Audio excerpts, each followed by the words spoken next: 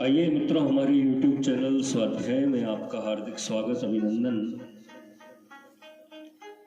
आज हम आपके लिए लेकर आए हैं सर्वोपयोगी उपदेश।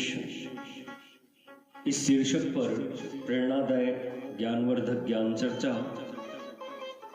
अगर आपने हमारे चैनल को लाइक और सब्सक्राइब नहीं किया है तो आपसे निवेदन है, कृपया चैनल को लाइक और सब्सक्राइब अवश्य करें। भगवदीय वैष्णव को मन में सदा प्रसन्न रहना चाहिए, अमंगल उदासी में नहीं रहना चाहिए। श्री ठाकुर जी के मंदिर में नित्य उत्सव जानना चाहिए। श्री ठाकुर जी की सेवा किसी दूसरे के भरोसे नहीं छोड़नी चाहिए। जिस सेवा का स्वरूप अपने सिर हो उसकी सेवा अपने ही करनी चाहिए। किसी का विरोध नहीं करना और सबसे मीठे वचन बोलना चाहिए। विषय और तृष्णा का त्याग करना चाहिए। प्रभु की सेवा भय और स्नेह पूर्वक करनी चाहिए। अपने शरीर को अनित्य समझना चाहिए। वैष्णव के सत्संग में रहना चाहिए। भगवत स्वरूप और भगवदीय वैष्णवों को मित्र समझने चाहिए। अपनी बुद्धि को चलायमान न होने देकर स्थिर रखनी चाहिए। भगवत दर्शन में आलस्य नहीं करना चाहिए। भगवत दर्शन में आलस्य करने से आसुरी भाव उत्पन्न होता है। प्रसाद थोड़ा लेना चाहिए, निद्रा कम लेनी चाहिए। भगवदीय के समीप स्वयं चलकर जाना चाहिए। किसी पर क्रोध नहीं करना चाहिए। क्रोध के द्वारा हृदय में से भगवदावेश निकल जाता है। जहां स्वधर्म विरुद्ध चर्चा होती हो वहां मौन रहना चाहिए। अवैष्णव का संग नहीं करना चाहिए। सेवा कार्य में अवैष्णव को नहीं लाना चाहिए और भगवदीय की सेवा करनी चाहिए। धैर्य धारण करना चाहिए। मन को श्री ठाकुर जी के चरणारविंद में रखकर ही संसार का काम करते रहना चाहिए। भगवदीय के साथ उत्तम भाव से रहना चाहिए। सेवा में बकवाद नहीं करना चाहिए, अर्थात मौन रहना चाहिए। सेवा प्रसन्नता के साथ करनी चाहिए। सेवा के बदले में ठाकुर जी से किसी भी वस्तु की याचना नहीं करनी चाहिए।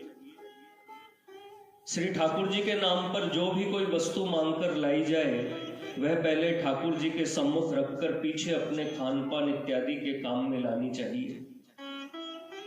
भगवदीय के साथ मन में दास भाव रखना चाहिए।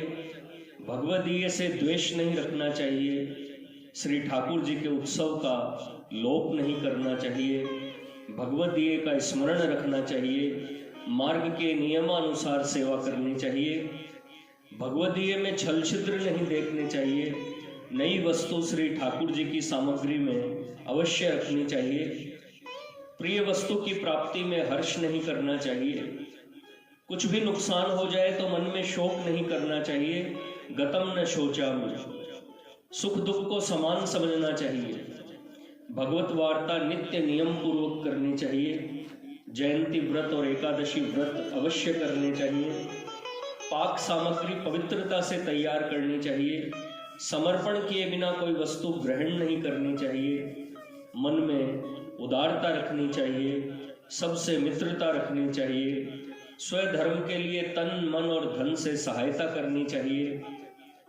अहंता और ममता को त्याग देना चाहिए। क्षमावान होकर रहना चाहिए। जो कुछ भी मिले उसी में संतोष मानना चाहिए। बाहर भीतर से पवित्रता पूर्वक रहना चाहिए। आलस्य रहित रहना चाहिए। किसी का भी पक्षपात किए बिना न्यायी होना चाहिए। सब प्रकार के भोगादि का त्याग करना चाहिए। मन में किसी बात की इच्छा नहीं करनी चाहिए। सहज में जो कुछ प्राप्त हो जाए उतने ही से अपना काम चला लेना चाहिए। किसी भी वस्तु में आसक्त नहीं होना चाहिए। शत्रु और मित्र दोनों के प्रति समान बुद्धि रखनी चाहिए।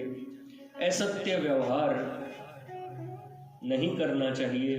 किसी का भी अपमान न करना चाहिए। निंदा स्तुति को समान समझना चाहिए। स्थिरता रखना, चित्त को वश में रखना चाहिए।